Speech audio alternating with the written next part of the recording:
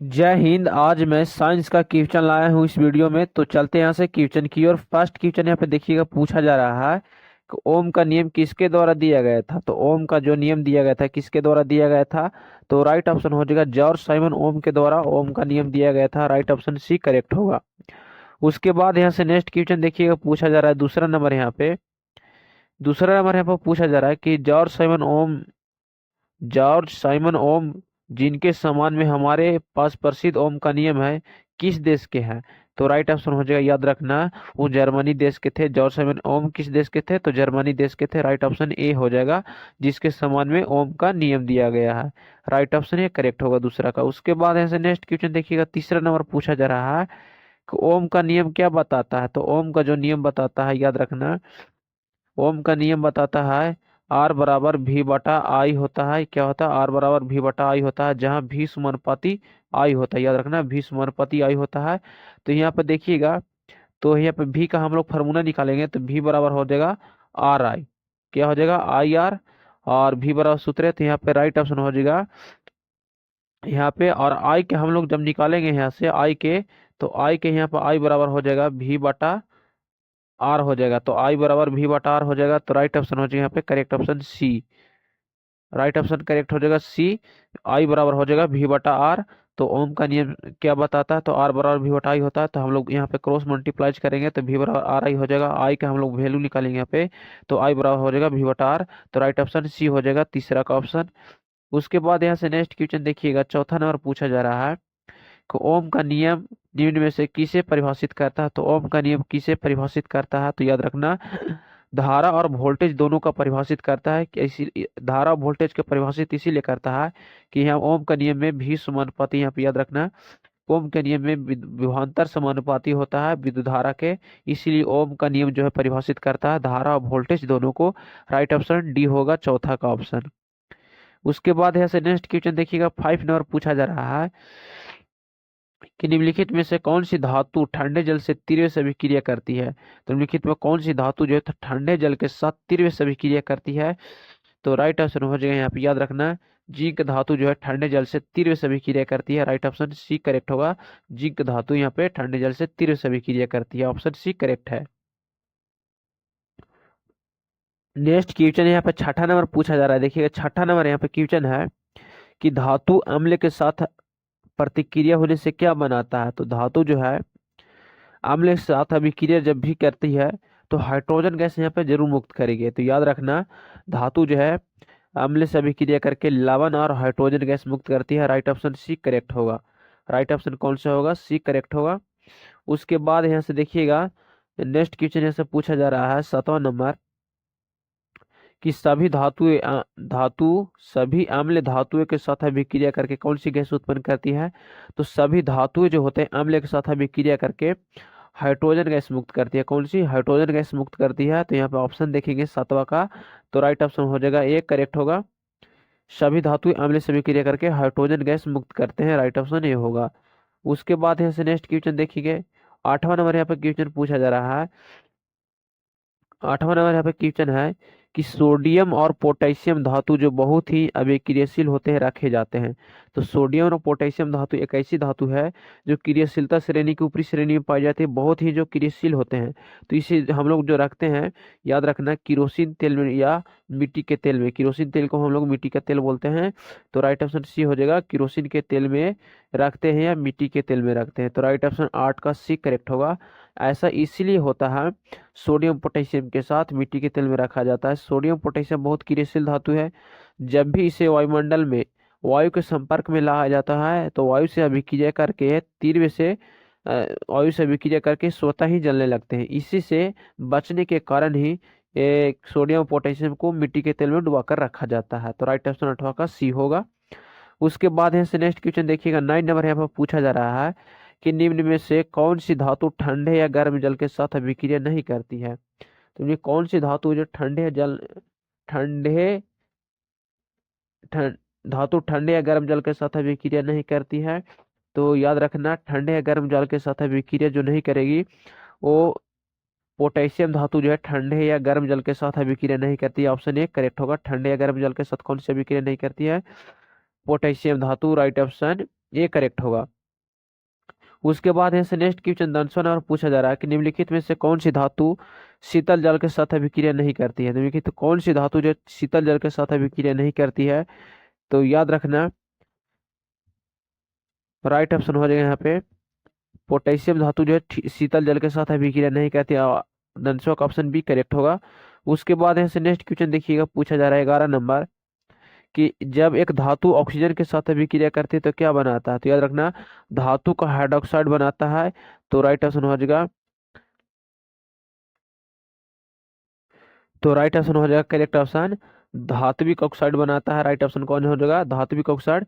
जब एक धातु ऑक्सीजन के साथ अभिक्रिया करता है तो धातु का ऑक्साइड बनाता है। जैसे हम लोग एग्जांपल लेते हैं, कैल्शियम यहाँ पे धातु लेते हैं और यहाँ पे ऑक्सीजन के साथ इसको अभिक्रिया कराते हैं, तो यहाँ पे देखिएगा कैल्शियम ऑक्साइड बनेगा। यहाँ पे कैल्शियम ऑक्साइड और कैल्शियम ऑक्साइड यहाँ पे बनेगा। तो राइट ऑप्शन हो जाएगा धातु का ऑक्साइड बनता है। जब भी धातु ऑक्सीजन के साथ अभिक्रिया करेगा तो धातु का ऑक्साइड बनाएगा। राइट ऑप्शन सी करेक्ट होगा 11 का। उसके बाद यहाँ से नेक्स्ट क्वेश्चन देखिएगा, 12 नंबर पूछा जा रहा है कि ऑक्सीजन के साथ अभिक्रिया करने पर धातु बनाती है, तो धातु का जो होता है ऑक्साइड बनाता है। तो धातु का ऑक्साइड क्या होता है, तो धातु का ऑक्साइड जो होते हैं क्षारीय होते हैं और अधातु का ऑक्साइड जो होते हैं अम्लीय होते हैं। ये भी बात याद रखना है, धातु का ऑक्साइड क्षारीय, मेटल का ऑक्साइड क्या होता है, मेटल का ऑक्साइड जो होता है क्षारीय होता है, नॉन मेटल का ऑक्साइड क्या होता है, अम्लीय होता है। ये बात याद रखना। तो 12 का ऑप्शन सी करेक्ट होगा, बी करेक्ट होगा, क्षारीय धातु क्षारीय ऑक्साइड बनाते हैं। उसके बाद 13 नंबर है कि सबसे कम अभिक्रियाशील धातु को समूह का चयन कीजिए। तो सबसे कम अभिक्रियाशील वाला धातु का हम लोग चयन करेंगे। यहाँ पे देखिएगा, देखिए कॉपर हो गया, यहाँ पे देख लिख देते हैं, यहाँ पे कॉपर हो गया, पारा हो गया, सिल्वर हो गया, सोना हो गया और प्लैटिनम हो गया। ये सब जो है कम क्रियाशील समूह के समूच में आते हैं धातु ये। तो कॉपर, पारा, सिल्वर, सोना, प्लैटिनम और ये सब ऐसी धातुएं हैं जो अम्ल के साथ अभिक्रिया नहीं करती है और न ही हाइड्रोजन गैस मुक्त करती है, ये सब धातुएं। तो यहाँ पे देखिएगा सोना, चांदी, लोहा एक गलत ऑप्शन हो जाएगा अभिक्रियाशील समूह पे। लोहा वहां पे गड़बड़ा दे रहा है, तो राइट ऑप्शन हो जाएगा। यहाँ पे देखिएगा चांदी देखिए यहाँ पर आ रहा है और चांदी यहाँ पर आ रहा है, सोना भी यहाँ पर देखिए आ रहा है और उसके बाद प्लैटिनम। ये सब अभिक्रियाशील समूह के श्रेणी में नहीं आते हैं, सब सबसे कम क्रियाशील श्रेणी के समूह में आते हैं। तो राइट ऑप्शन बी करेक्ट होगा, 13 का ऑप्शन। उसके बाद यहाँ से नेक्स्ट क्वेश्चन की ओर बढ़ते हैं। 14 नंबर देखिएगा, पूछा जा रहा है कि धातुओं का वह गुण जिसके आधार पर उन्हें पीटकर पतली चादर में बदला जा सकता है कहलाता है। तो धातु का वह गुण बताइए जो धातुओं को पीटकर उन्हें पतली चादर में बदला जाता है या बनाया जाता है, उसे क्या कहते हैं। तो देखिए धातुओं को खींचकर पतली तार बनाए जाने की प्रक्रिया को हम लोग क्या कहते हैं, तन्यता। और धातुओं को हम लोग पीट कर उसकी पतली चादर में बदलने की प्रक्रिया को आघात वर्धनीयता कहते हैं। क्या, आघात वर्धनीयता कहते हैं। और धातुएं सभी आघात वर्धनीय ही होते हैं। तो 14 का ऑप्शन भी करेक्ट होगा। और धातु को चांदी को जो हम लोग खींच के 1 मीटर लगभग चांदियों को हम लोग खींच कर तो जो तार बनाते हैं, तार बनाने की प्रक्रिया को हम लोग तन्यता गुण कहते हैं। तो याद रखना धातु को पीट कर बनाने की प्रक्रिया को, चादर बनाने की प्रक्रिया को आघात वर्धनीयता कहा जाता है।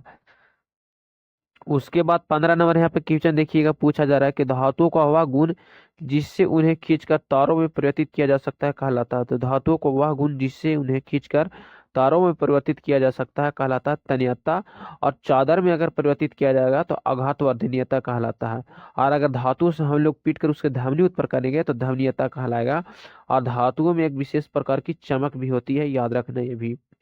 तो धातुओं का वह गुण जिन्हें खींचकर तारों में परिवर्तित किया जाता है तन्यता कहलाता। ऑप्शन ए करेक्ट होगा, 15 का ऑप्शन। उसके बाद यहाँ से नेक्स्ट क्वेश्चन देखिएगा, 16 नंबर पूछा जा रहा है कि इनमें इनमें से कौन धातु का गुण नहीं है। तो देखिए धातु कठोर भी होते हैं, चमकदार भी होते हैं, लचीलापन भी होते हैं, उष्मा की खराब चालकता नहीं होती है, धातु का गुण नहीं है। तो राइट ऑप्शन डी करेक्ट होगा, उष्मा की खराब चालकता ये धातु का गुण नहीं पाया जाता इसमें। तो राइट ऑप्शन 16 का डी होगा। उसके बाद यहाँ से नेक्स्ट क्वेश्चन देखिएगा, 17 नंबर पूछा जा रहा है कि टूटी हुई हड्डियों के संरक्षण हेतु प्लास्टर ऑफ पेरिस का उपयोग किया जाता है या है। तो याद रखना, तो टूटे हुए हड्डियों को जो हम लोग प्लास्टर ऑफ पेरिस के रूप में उपयोग करते हैं उस जो है क्या है, तो चिप्सम है। याद रखना चिप्सम है, राइट ऑप्शन डी करेक्ट होगा। प्लास्टर ऑफ पेरिस को हम लोग देखिए याद रखना, प्लास्टर ऑफ पेरिस का सूत्र जो होता है CSO4 हाफ H2O होता है प्लास्टर ऑफ पेरिस का सूत्र। और वहीं चिप्सम का हम लोग फार्मूला देखेंगे तो CSO4 2H2O होता है, चिप्सम का फार्मूला होता है। तो याद रखना प्लास्टर ऑफ पेरिस का जो उपयोग किया जाता है टूटी हड्डियों को जोड़ने हेतु, तो चिप्सम के उसमें चिप्सम होता है। राइट ऑप्शन डी करेक्ट होगा। अगर हम प्लास्टर ऑफ पेरिस को हम लोग 120 डिग्री सेल्सियस पर गर्म करते हैं तो यह चिप्सम में बदल जाता है। तो राइट ऑप्शन डी करेक्ट होगा। उसके बाद यहाँ पर देखिएगा 18 नंबर पूछा जा रहा है कि केक और ब्रेड को हल्का और स्पंजी बनाने के लिए किस पदार्थ का उपयोग किया जाता है। तो याद रखना केक और ब्रेड को स्पंजी बनाने के लिए किस पदार्थ का उपयोग किया जाता है, तो सोडियम बाइकार्बोनेट का। सोडियम बाइकार्बोनेट जो एक ऐसा पदार्थ है, सोडियम बाइकार्बोनेट का सूत्र क्या होता है याद रखना NaHCO3 होता है। याद रखना NaHCO3 होता है, सोडियम बाइकार्बोनेट का सूत्र है, ये बात याद रखना। तो सोडियम बाइकार्बोनेट को खाने वाला सोडा भी कहा जाता है और इससे अमोनिया सोडा विधि या साल्वे विधि द्वारा बनाया जाता है सोडियम बाइकार्बोनेट का, ये बात याद रखना। और केक और ब्रेड को हल्का और स्पंजी बनाने के लिए किस पदार्थ का उपयोग किया जाता है, तो सोडियम बाइकार्बोनेट का, जिसका सूत्र NaHCO3 होता है, खाने का सोडा भी कहते हैं इसे। उसके देखिएगा यहाँ पर नेक्स्ट क्वेश्चन पूछा जा रहा है 19 नंबर की प्रबल अम्ल प्रबल क्षार लवणों का पीएच मान कितना होता है। तो प्रबल क्षार और प्रबल लवणों का पीएच मान होता है कितना होता है, तो राइट ऑप्शन हो जाएगा कितना होगा, प्रबल अम्ल और प्रबल लवणों का क्षार जो होता है उदासीन के बराबर होता है, 7 के बराबर होता है। राइट ऑप्शन बी करेक्ट होगा। जब भी कोई प्रबल अम्ल और प्रबल क्षार आपस में अभिक्रिया करती है तो उदासीन उदासीन बना लेते हैं आपस में अभिक्रिया करके। तो राइट ऑप्शन बी करेक्ट होगा 19 का। उसके बाद यहाँ से नेक्स्ट क्वेश्चन देखिएगा पूछा जा रहा है कि प्रबल अम्ल और दुर्बल क्षारक से बने लवणों का पीएच मान क्या है। तो प्रबल अम्ल और प्रबल क्षारक से बने लवणों का पीएच मान हम बताएं कि 7 के बराबर होता है। जो 7 होता है ये शुद्ध जल का पीएच मान होता है, जो उदासीन होता है जिसे न्यूट्रल बोलते हैं। तो याद रखना 7 उपयुक्त, इसमें से अधिक, 7 से अधिक, 7 से कम, 10 और 14 के बीच में यहाँ पर राइट ऑप्शन हो जाएगा, 10 और 14 के बीच में होता है। देखिए 7 जो है 10 से, नहीं सॉरी दोस्तों, यहाँ पे गलत ऑप्शन बता दिए। यहाँ पे जो प्रबल अम्ल और दुर्बल क्षारक के लवणों का पीएच मान जो होता है, प्रबल अम्ल और दुर्बल क्षारक का जो पीएच मान कितना होगा, वो 7 से कम होगा। राइट ऑप्शन बी करेक्ट होगा, 7 से कम होगा। अगर यहाँ पे प्रबल अम्ल और दुर्बल क्षारक का बात किया है तो यहाँ पे याद रखना 7 से कम होगा। तो राइट ऑप्शन बी करेक्ट होगा। कौन सा ऑप्शन सही होगा, बी करेक्ट होगा, 7 से कम है यहाँ पे ऑप्शन। 21 नंबर क्वेश्चन पूछा जा रहा है कि गर्म करके की गई अपघटन अभिक्रिया को कहते हैं। तो गर्म करके की गई अपघटन अभिक्रिया को देखिए हम लोग, कोई मान लिया कैल्शियम कार्बोनेट है, यहाँ पे कैल्शियम कार्बोनेट को हम लोग विघटन करेंगे गर्म करके, तो यहाँ पे क्या बनेगा, कैल्शियम कार्बोनेट, तो यहाँ पे कैल्शियम ऑक्साइड बनेगा प्लस कार्बन डाइऑक्साइड गैस बनेगा। और इसी को हम लोग आपस में अभिक्रिया कराएंगे तो कैल्शियम कार्बोनेट बन जाएगा। तो यहाँ पे पूछ रहा है कि गर्म की गई अपघटन अभिक्रिया को क्या कहेंगे, तो हम लोग याद रखना गर्म की गई अपघटन अभिक्रिया को, उसमें से हम लोग गर्म करेंगे तो इसमें से क्या निकलेगा, उष्मा निकलेगा, तो हम लोग उष्माक्षेपी अभिक्रिया कहेंगे। क्या कहेंगे, उष्माक्षेपी अभिक्रिया करेंगे कहेंगे, जिसमें से गर्म करके अपघटन अभिक्रिया कराया जाता है उसमें उष्माक्षेपी अभिक्रिया कहते हैं। इसका ऑप्शन डी करेक्ट होगा, क्योंकि इसमें से ऊर्जा की विशाल मात्रा मुक्त होगी। 22 नंबर क्वेश्चन पूछा जा रहा है कि चूना पत्थर ऊष्मीय विघटन के फलस्वरूप इनमें कौन सी गैस उत्पन्न होती है। तो चूना पत्थर के ऊष्मीय अपघटन के फलस्वरूप इनमें कौन सी अभिक्रिया होती है। तो देखिए यहाँ पे कैल्शियम कार्बोनेट का हम लोग चूना पत्थर बोलते हैं। तो यहाँ पे देखिएगा, तो हम इसको हम जब तोड़ेंगे तो देखिएगा calcium oxide plus carbon dioxide बनेगा। तो हम लोग यहाँ पे याद रखना कौन सी गैस मुक्त होगी, तो कार्बन डाइऑक्साइड गैस मुक्त होगी चूना पत्थर को चूना पत्थर को उसमें अपघटन के अभिक्रिया करने पर। तो 22 का ऑप्शन भी करेक्ट होगा। उसके बाद यहाँ से नेक्स्ट क्वेश्चन पूछा जाएगा कि 23 नंबर की प्लास्टर ऑफ पेरिस का रासायनिक सूत्र क्या है। तो प्लास्टर ऑफ पेरिस का रासायनिक सूत्र जो है पूछा जा रहा है, तो याद रखना CSO4 हाफ H2O होता है प्लास्टर ऑफ पेरिस का सूत्र। तो यहाँ पर ऑप्शन ए करेक्ट होगा, CSO4 हाफ H2O इसका रासायनिक सूत्र होता है। तो यहाँ पे कौन सा ऑप्शन सही होगा, यहाँ पे हाफ H2O अगर यहाँ पे चिप्सम का बोलता सूत्र है तो पहला ऑप्शन सही होगा। अगर चिप्सम का बोलता तो CSO4 2H2O चिप्सम का हो जाता है। यहाँ पे 2H2O चिप्सम का होता है। तो राइट ऑप्शन है करेक्ट होगा, प्लास्टर ऑफ पेरिस का सूत्र है। उसके बाद यहाँ पे देखिएगा चिप्सम का रासायनिक सूत्र पूछा जा रहा है, तो चिप्सम का रासायनिक सूत्र है CSO4 2H2O होता है। चिप्सम का रासायनिक सूत्र है 24 का ऑप्शन भी करेक्ट होगा। चिप्सम का सूत्र CSO4 2H2O होता है। उसके बाद यहाँ से देखिएगा प्लास्टर ऑफ पेरिस का रासायनिक नाम पूछा जा रहा है, तो प्लास्टर ऑफ पेरिस का सूत्र जो होता है CSO4 CaSO4 हाफ H2O होता है। प्लास्टर ऑफ पेरिस का सूत्र है। और इसका रासायनिक नाम जो होता है कैल्शियम कैल्शियम याद रखना, कैल्शियम सल्फेट हेमीहाइड्रेट इसका रासायनिक नाम होता है। Calcium sulphate hemihydrate chips plaster of Paris का रासायनिक नाम है। Calcium sulphate hemihydrate plaster of Paris का रासायनिक नाम है, जिसका उपयोग टूटी हुई हड्डियों को जोड़ने में होता है। उसके बाद यहाँ पर पूछा है 26 नंबर की सोडियम धातु संग्रह निम्न से डुबाकर किया जाता है। तो सोडियम धातु को डुबाकर किस में संग्रह किया जाता है, तो किरोसिन तेल में डुबाकर रखा जाता है सोडियम पोटेशियम को, क्योंकि ये धातु बहुत ही क्रियाशील है, जो वायुमंडल में ऑक्सीजन से विक्रिया करके स्वतः ही जलने लगती है। इससे बचने के लिए ही इसे किरोसिन तेल में डुबाकर रखा जाता है या मिट्टी के तेल में। 27 नंबर क्वेश्चन की धोने का सोडा का रासायनिक सूत्र है, तो धोने का सोडा का रासायनिक सूत्र है याद रखना Na2CO3 10H2O। ये धोने वाला सोडा का 10H2O धोने वाला सोडा का रासायनिक सूत्र है। तो राइट ऑप्शन बी करेक्ट होगा। Na2CO3 10H2O धोने का सोडा का रासायनिक सूत्र है। खाने का सोडा का रासायनिक सूत्र NaHCO3 है। ये सोडियम क्लोराइड का सूत्र है। ये कास्टिक सोडा का सूत्र जिसे हम सोडियम हाइड्रोक्साइड बोलते हैं। तो राइट ऑप्शन बी करेक्ट होगा, 27 का ऑप्शन। उसके बाद यहाँ से नेक्स्ट क्वेश्चन देखिएगा 28 नंबर पूछा जा रहा है कि चुंबकीय फ्लक्स की सही मात्रक क्या। तो चुंबकीय फ्लक्स का सही मात्रक याद रखना, चुंबकीय फ्लक्स का सही मात्रक वेबर होता है।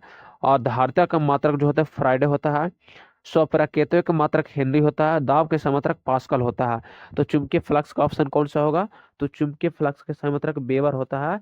तो यहाँ पे 28 का ऑप्शन हमारे लिए आंसर कौन सी होगा सही, तो 28 का ऑप्शन डी करेक्ट होगा। उसके बाद पूछा जा रहा है यहाँ पे देखिए 29 नंबर की चुंबकीय क्षेत्र का एसआई इकाई क्या है। तो चुंबकीय क्षेत्र का एसआई इकाई जो है टेस्ला होता है, याद रखना। चुंबकीय क्षेत्र का एसआई मात्रक टेस्ला होता है। राइट ऑप्शन है करेक्ट होगा टेस्ला। उसके बाद यहाँ से पूछा जा रहा है कि तरंगों की आवृत्ति का सही मात्रक क्या है। तो तरंगों की आवृत्ति का सही मात्रक हर्ट्ज होता है। क्या होता है, हर्ट्ज होता है। तरंगों की आवृत्ति का सही मात्रक हर्ट्ज। उसके बाद यहाँ पर पूछा जा रहा है कि फोकस दूरी का सही क्या है। तो फोकस दूरी को हम लोग सेंटीमीटर में नहीं मीटर में मापते हैं। ऑप्शन ए करेक्ट होगा। फोकस दूरी का सही मात्रक मीटर होती है। राइट ऑप्शन ए करेक्ट होगा, 31 का ऑप्शन ए। उसके बाद पूछा जा रहा है कि लेंस की शक्ति का इकाई क्या है। तो लेंस की शक्ति का मात्रक डायोप्टर होता है। ऑप्शन बी करेक्ट होगा, 32 का। लेंस की शक्ति का सही मात्रक डायोप्टर होता है। उसके बाद पूछा जा रहा है कि ऊर्जा का इकाई ऐसा इकाई क्या है। तो ऊर्जा का सही मात्रक जूल होता है। याद रखना 1 जूल बराबर 10 के, याद रखना है ऊर्जा का सही मात्रक जूल होता है। कि वोल्ट मीटर द्वारा किसका मापन किया जाता है। तो वोल्ट मीटर द्वारा जो मापन किया जाता है, याद रखना वोल्ट मीटर द्वारा यहाँ पे धारा की ताकत वोल्टेज प्रतिरोध, तो याद रखना वोल्ट मीटर द्वारा वोल्टेज की मापन किया जाता है। राइट ऑप्शन बी करेक्ट होगा।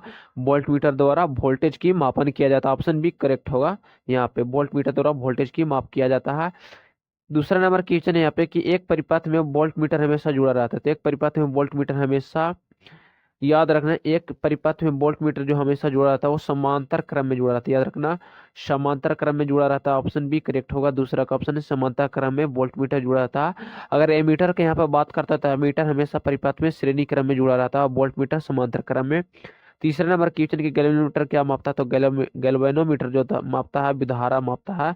क्या मापता है, गैल्वेनोमीटर विधारा मापता है। ऑप्शन डी करेक्ट होगा, तीसरा का ऑप्शन। उसके बाद ये सब पूछा जा रहा है कि भारत में एसी आवृत्ति क्या है। तो भारत में एसी आवृत्ति जो होता है कितना होता है, 50 हर्ट्ज होता है, जिसे अल्टरनेट करंट बोलते हैं। याद रखना राइट चौथा का ऑप्शन है करेक्ट होगा, 50 हर्ट्ज, जिसे अल्टरनेट करंट बोलते हैं। उसके बाद यहाँ से नेक्स्ट क्वेश्चन है कि एसी परिपथ की धारा दिशा क्या होती है। तो याद रखना एसी परिपथ की धारा की दिशा जो होती है क्या होती है, धनात्मक से ऋणात्मक की ओर होती है। याद रखना एसी परिपथ में धारा की दिशा धनात्मक से ऋणात्मक की ओर रहती है। ऑप्शन ए करेक्ट होगा, 5 का ऑप्शन। उसके बाद यहाँ पर पूछा जा रहा है छठा नंबर कि निम्न में से कौन सा कथन परिवर्तित धारा के लिए सत्य नहीं है। तो देखिए परिवर्तित धारा के लिए सत्य नहीं है यहाँ पे पूछा जा रहा है। तो देखिए ये लंबी दूरी तक संचारित की जा सकती है, बात सही है। इसका उत्पादन संस्था होता है, ये भी सही है। इसका परिणाम समान रहता है, ये बात गलत है। राइट ऑप्शन छठा का ऑप्शन सी करेक्ट होगा। इसका परिणाम समान नहीं रहता, इसका नाम ही अल्टरनेट करंट है, ये घट या बढ़ भी सकता है। तो राइट ऑप्शन सी करेक्ट होगा। इसकी वोल्टेजता आसानी से बदली जा सकती है, बात सही है, लेकिन इसका परिणाम समान नहीं रहता है।